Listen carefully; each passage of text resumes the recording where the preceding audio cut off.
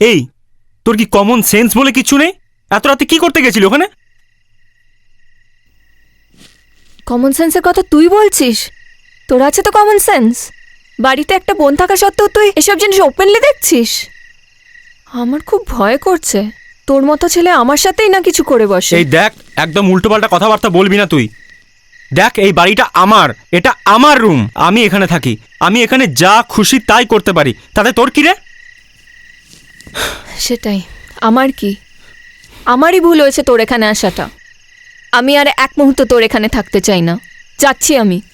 আরে আরে, তুই কোথায় যাচ্ছিস? ব্যাগটা রাখ, রাখ এখানে, ছাড় বস, আমাকে। এখানে বস।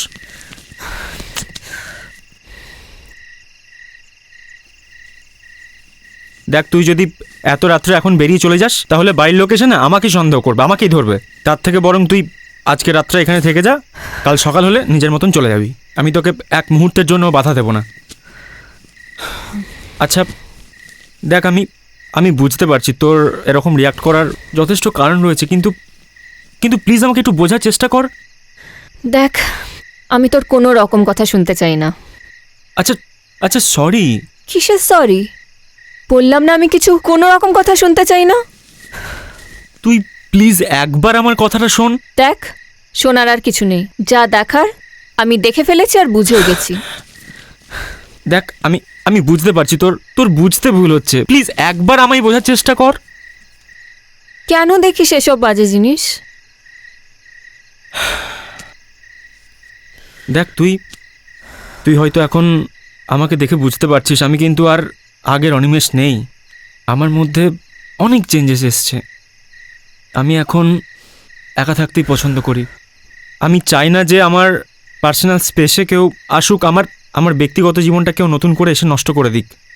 আর তার জন্যই কিন্তু আমি মাকে বারণ করেছিলাম যাতে তুই এখানে না আসিস। কিন্তু কেন?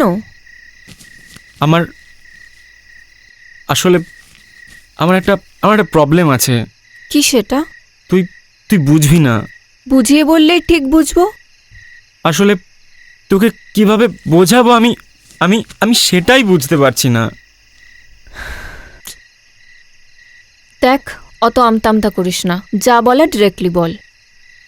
দেখ, আমি মানে আমি না চাইতেও পর্ন অ্যাডিক্ট হয়ে গেছি। মানে এরকম হলো কি করে? এটা তো একটা সাইকোলজিক্যাল প্রবলেম। ডাক্তারকে দেখিয়েছিস?